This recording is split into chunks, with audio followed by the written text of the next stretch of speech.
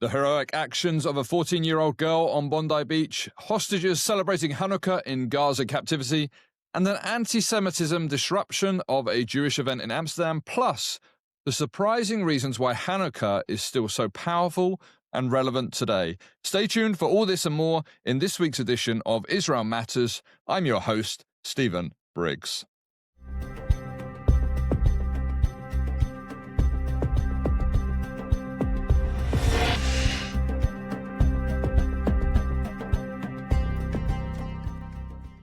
This week we have witnessed a terrible tragedy, the bloodbath massacre of 16 innocent Jewish people celebrating the lighting of the first night of Hanukkah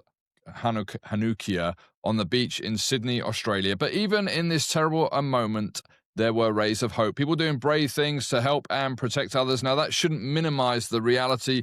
This is on a holy day, a holiday of the Jewish people, and a horrendous attack in Australia. The J Post reports a 14-year-old girl saved the lives of two children by shielding them with her body during Sunday's terrorist attack on a Hanukkah party in Bondi Beach, Australia. United Hatzlacha shared in a press release issued on Tuesday. The girl, known only as Chaya, shared her story with members of United Hatzlacha who visited her in the hospital. Chaya was attending the Hanukkah event and was located near the attackers when the shooting began. According to Hatzlacha, Chaya recounted the ordeal softly, without drama, describing her instinctive need to protect the children in those terrifying moments. It was only afterward that the full weight of what she had done became clear. Hatzlacha describes Chaya's actions as an extraordinary embodiment of bravery and humanity, becoming a living reminder that even in the darkest moments, compassion and courage can prevail. The death toll of Sunday's tragic attack has now risen to 16 people. Navid Akram, 24, and his father, Sajid Akram, 50, fired at the crowd, including a Holocaust survivor and a 10-year-old child. At least 42 people have been injured, some in critical condition. The terrorists responsible for the massacre were Australian citizens of Pakistani descent. Sajid was killed during the attack and his son Navid was critically injured. Navid was reportedly known to the Australian Security Intelligence Organisation, ASIO for short, due to suspected ties to radicalised individuals, including an Islamic State terrorist, Isaac El-Matari, who is currently serving jail time for planning an Islamic State insurgency. His possible terrorist ties and concerns that he was interacting with online extremist materials led to a 6-month ASIO investigation in 2019. And following the conclusion of the investigation, Navid was removed from the ASIO watch list.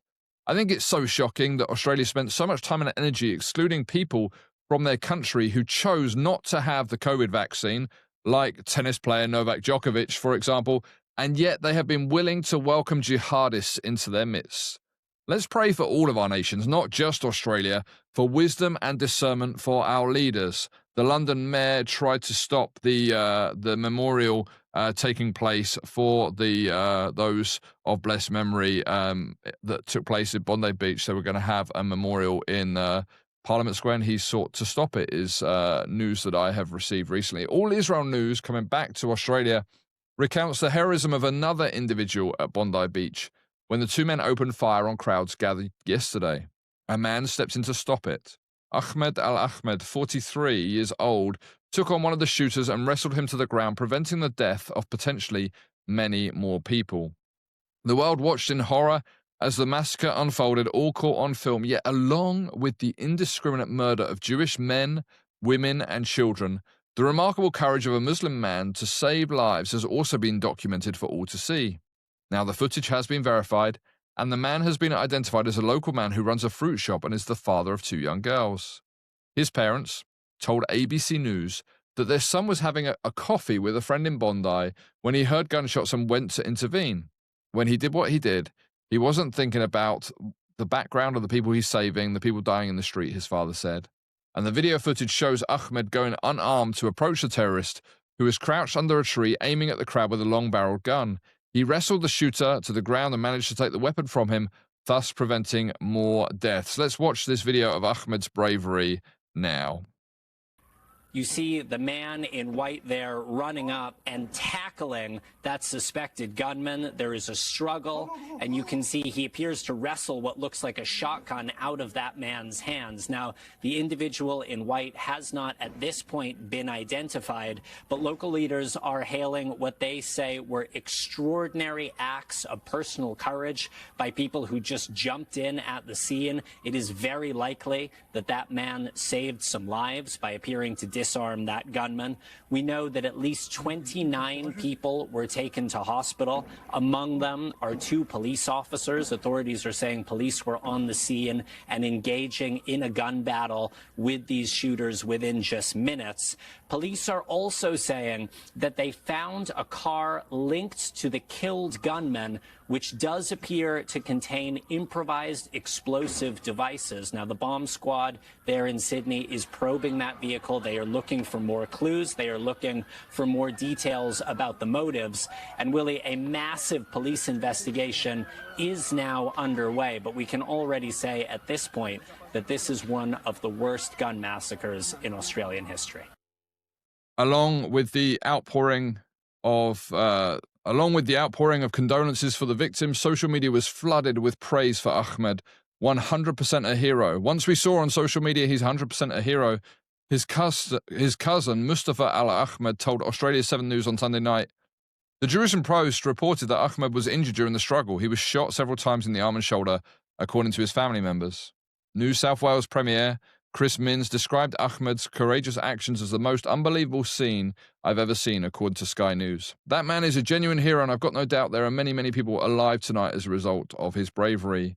Mansour Ashkar, an Israeli Druze Arabic speaker, shared his thoughts as he took a look at the events. It's easy to hate, he began, when I read all the comments coming from Syria, from Lebanon, from Europe, by Muslims, celebrating, praising the death, the murder, the terror. But at the same time, I witnessed a Muslim man, risking everything, said Askar, running, charging at the terrorist with bare hands, risking his life. He jumped on him, he fought with him and took the weapon out of his hand, and he saved countless Jewish lives. May we see many more Muslims come forward to protect Jewish lives rather than seek to destroy them. A few minutes before Ahmed's brave move, a Jewish couple in their 60s had also tried to disarm the gunman. The Times of Israel reports that new videos have emerged of unarmed bystanders who sought to thwart the gunman in the Bondi Beach Hanukkah terror attack and paid for their heroism with their lives. The chilling footage shows how the terrorists were almost stopped before they began their killing spree on the Jewish gathering in Sydney, Australia, which left at least 15 dead. In one video published from dashcam footage, an older couple is seen tussling with Sajid as he emerges from a vehicle that is draped with an Islamic State flag. That couple, who was shot dead by the terrorists, have been named in Australian media as Boris and Sophia Gurman, aged 69 and 61, respectively, Russian Jewish immigrants who lived in the neighborhood. It was not clear if they had been heading to the Hanukkah event or just happened to be passing by. In other video footage from a passing vehicle, it shows Boris tackling Sajid and disarming him before briefly picking up his rifle and aiming it at the attacker. However, the terrorist apparently pulled out another weapon and shot both Boris and Sophia dead before going on to open fire on the Hanukkah event from a nearby pedestrian footbridge, along with his son, Naveed. New videos have emerged of unarmed bystanders who sought to thwart the gunman in the Bondi Beach Hanukkah terror attack and paid for their heroism with their lives. One of the families said in a statement to the Sydney Morning Herald, "We are heartbroken by the sudden and senseless loss of our beloved Boris and Sophia Gurman. In recent days, we have become aware of footage showing Boris with Sophia by his side courageously attempting to disarm an attacker in our effort to protect others. While nothing can lessen the pain of losing Boris and Sophia, we feel an overwhelming sense of pride in their bravery and selflessness. This encapsulates who Boris and Sophia were, people who instinctively and selflessly tried to help others," the family added. "We, personally, are praying for all the bereaved families and for healing for the wounded, and sadly, Sydney wasn't the only expression of anti-Semitism in the West in these past few days. Pro-Palestinian protesters disrupted a Hanukkah concert in Amsterdam on December the 14th, with some carrying Palestinian flags, setting off smoke bombs, and chanting slogans accusing the venue of being disgraceful and violent. Demonstrators reportedly shouted phrases such as "blood is on your hands" and "child murderers," prompting concern over anti-Semitic rhetoric appearing in the context of political protest. The incident highlighted growing tensions in Europe surrounding Jewish cultural and religious events amid the ongoing Israel-Gaza conflict. Although the protest was framed as opposition to Israeli politics, critics argued that the language and targeting of a Jewish event crossed into anti-Semitism. Jewish organizations and anti-Semitism monitoring groups cited the disruption as part of a broader rise in anti-Semitic incidents across Europe. The story of Hanukkah is, of course, one of faith and courage in the face of anti-Semitism, and Trump shared some of his thoughts at a Hanukkah candle lighting ceremony. Here's an excerpt from what he shared. As President of the United States, I will always support Jewish Americans, and I will always be a friend and a champion to the Jewish people. I have been.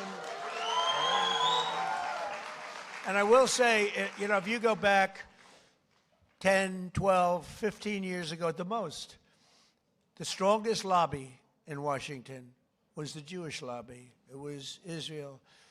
That's no longer true. You have to be very careful. You have a Congress in particular which is becoming anti-Semitic. You have AOC +3. You have those people, Ilhan Omar, she hates Jewish people. And you have to be very careful because there's been a big change. You know, if you go back 15 years ago, I'm not Jewish, but my father was very friendly with many, many Jewish people, was honored by Federation. I would go with him to Federation of Jewish Philanthropies and many other things. And we grew up respecting and loving Jewish people. You know, you don't even think about it. In Brooklyn and Queens mostly. And my father didn't go to Manhattan. He never went to Manhattan from the standpoint. He could never understand how in Brooklyn you could buy a piece of land for $3 a foot and how in Manhattan you had to pay $1,000 a foot. He said, I can't get that. I don't like it. I like to buy it for $3. So it was different. It's a different thinking. In a way, I'm glad he didn't do that because he let me have some of that fun. And I had a lot of fun in Manhattan. We did great. But my father would tell me the most powerful lobby that there is in this country is the Jewish lobby. It's the Israeli lobby. It's not that way anymore. You have a lot of people in your way. You have a lot of people that don't want to help Israel. You have a lot of people in Congress that don't like Israel. You have a lot of people in Congress that, in a way, I think, Mike, we could say it, right? You're there. You're doing an amazing job, Mike Lawler. They hate Israel. They hate Israel. And if you would have told me 15 years ago that that was possible, Jason, I would have said, there's no way. There's no way that's possible. But it's happening. And obviously it's getting progressively worse. Less so in the Senate, but the Senate's starting also. You get glimmers, you know, when I'm in the back rooms talking to people, you get glimmers of statements that you say, whoa, where did that come from? So we have to be, Sid, we have to be very careful because bad things are happening. And then you see what goes on in Australia or October 7th. How about October 7th? And then you have people that deny it ever happened. How about the people that deny, like they deny the Holocaust, but, you know, you figure, well, that's just many years. Well, October 7th is not many years at all. And you have people that deny October. I saw tape that I wish I never saw it, actually. I wish I never saw it. I got to see tape that some of you got to see, but as president, I got to see things I wish I never saw. But there's no denying it. But then they'll say, oh, the tape was a rigged tape. It was a tape that never existed. They made it up. It's just propaganda. I don't know if they believe it. I don't think they believe it, but you have to be very, very careful. Bad things are happening, and we're not going to let that happen. While I'm president and the DOJ and Harmeet, we're not going to let it happen, but please be vigilant and careful because you have some bad people that are now in Congress that were unthinkable to be in Congress 12, 13, 14 years ago, 15 years ago. And so his words, that was part of a talk on a lighting Hanukkah candle evening with the Jewish community at the White House. He then went on to talk about Hezbollah and there are and refers to some other countries that are keen to kind of be involved in this. But let's just take a look at this statement that he made about Hezbollah. If Hamas acts up, they know it's big trouble. And we have Hezbollah as you know, in Lebanon, and they're big trouble. But we have peace, and we have many countries that want to go in and take out Hezbollah if it happens, if we want to do it. Not just Israel. Many countries would do it. There's tremendous unity now in the Middle East, and we really do. We really have peace in the Middle East for the first time ever, so it's an honor. So he highlights the fact that I wonder which nations he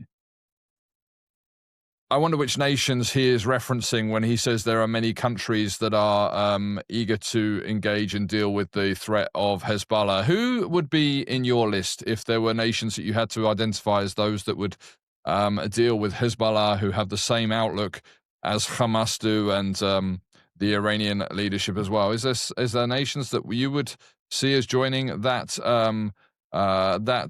alignment for dealing with Hezbollah to free the Lebanese people from the tentacles of Hezbollah, if we can put it in that way? Well, in Europe, just across the border from that area, there have been contacts made for the establishment of a joint Greek-Israeli Cypriot military force in the face of threats in the Mediterranean Sea. And of course, this plays into the Lebanon, Syria region, and Israel, the whole Middle East area.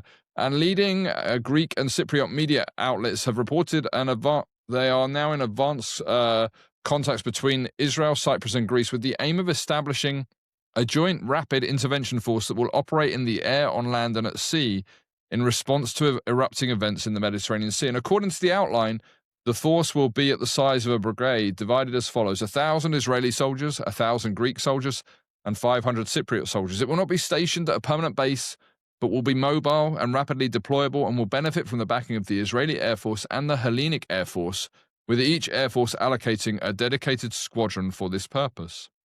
The force will also benefit from the backing of Greek warships and submarines, as well as Sa'ar-6 class ships of the Israeli Navy.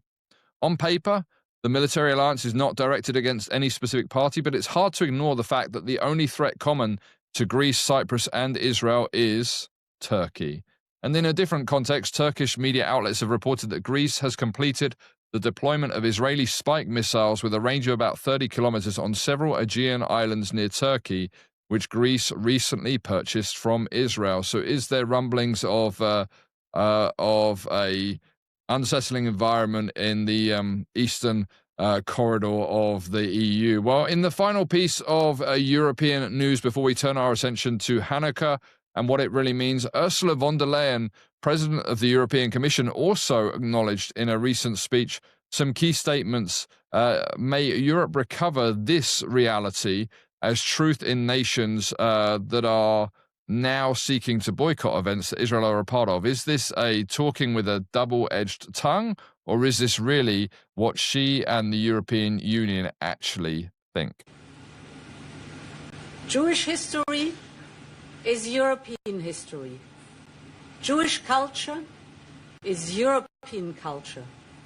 And Jewish life must be able to flourish for Europe to flourish fully. This is something which is enshrined in our European Union. And this work starts with safety and security, particularly for places of worship.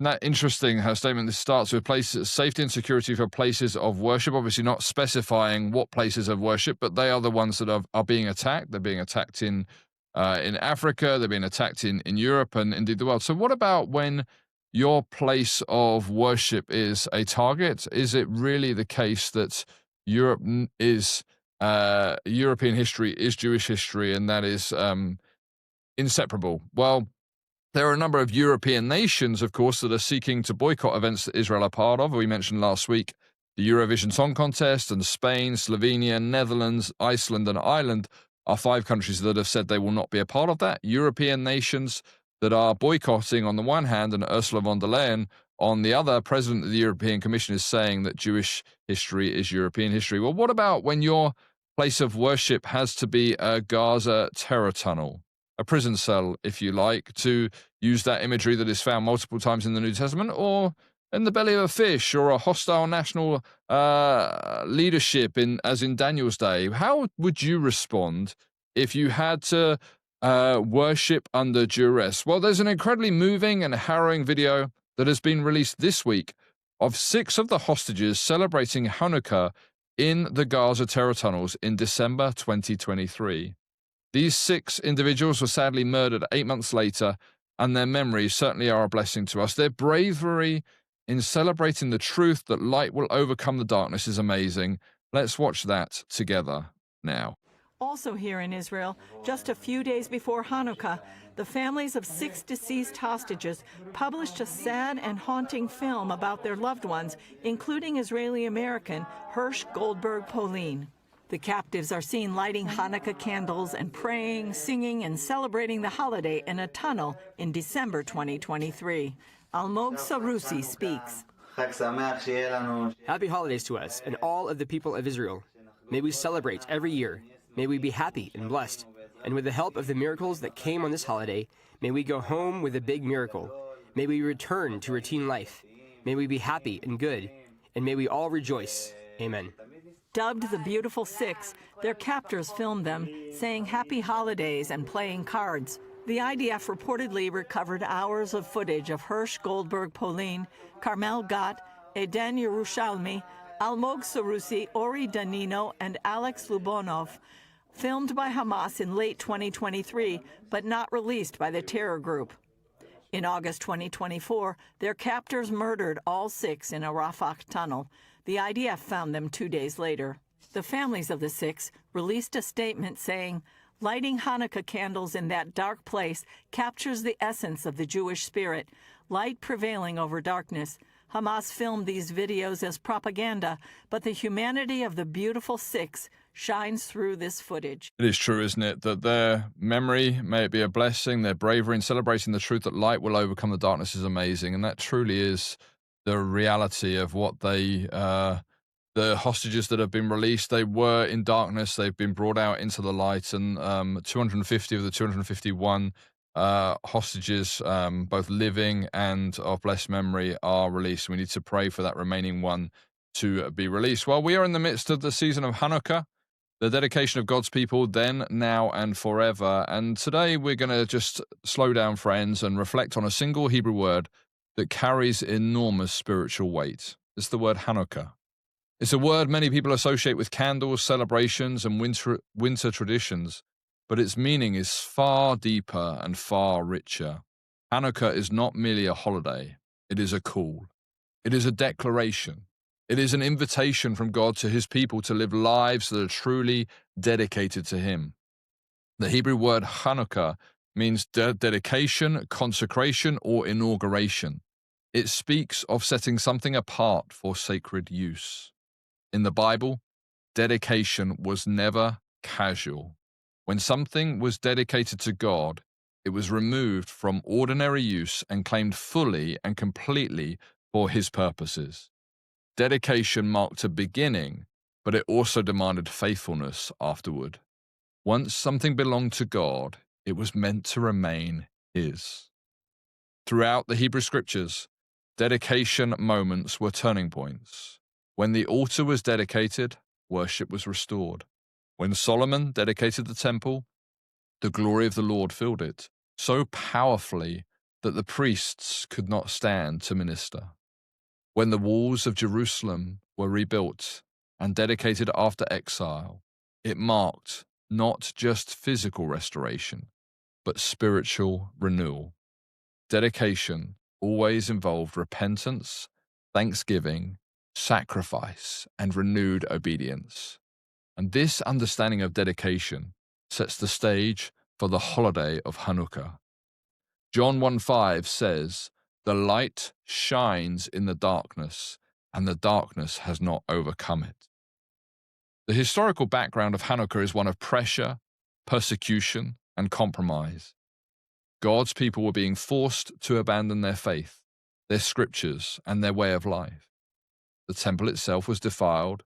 What had been set apart for God was polluted by idolatry, and yet in the midst of this darkness, a faithful remnant refused to surrender. They chose obedience over convenience and faithfulness over fear. When the temple was reclaimed and cleansed, it was rededicated to the Lord. This was not just about merely repairing a building. It was about restoring God's rightful place among his people. how the nations need to do that today. The celebration that followed was a declaration that God alone is holy, God alone is worthy, and God alone deserves our worship. The psalmist in Psalm 139, verse 11 to 12 says, "If I say, surely the darkness will hide me, and the light around me become night, even the darkness will not be dark to you. The night will shine like the day, for darkness is as light to you." Hanukkah became a yearly reminder that even when things are broken, even when faith is under attack, God is able to restore what has been defiled. Dedication means God gets the final word. Over time, though, Hanukkah has also come to be known as the Festival of Lights. Light became a central theme because light represents God's presence, truth, and faithfulness. And in Scripture, light is never just physical, it is also spiritual. Light reveals what is hidden. Light overcomes darkness. Light guides the way forward, and this theme of light leads us directly to Jesus, directly to the Messiah. The Gospel of John tells us that Jesus was present in Jerusalem during the Feast of Dedication. This is not a random detail just stuck in there for the sake of it. Jesus chose to stand in the temple during Hanukkah at a time when the people were remembering restoration, faithfulness, and dedication. The atmosphere was charged with meaning. The people were recalling how God had reclaimed his dwelling place and renewed his covenant with them. And there stood Jesus, Yeshua, the long-awaited Messiah and Savior. John 8:12 says, Jesus said, "I am the light of the world. Whoever follows me will never walk in darkness, but will have the light of life." You see, during Hanukkah, Jesus spoke about his identity, his mission, and his relationship with the Father. In the middle of a festival celebrating dedication to God, Jesus revealed that he himself was dedicated by the Father and sent into the world. This, friends, is profound. The one who calls us to dedication is himself fully dedicated to God's will. Hanukkah celebrates the rededication of the temple, but Jesus reveals something even greater.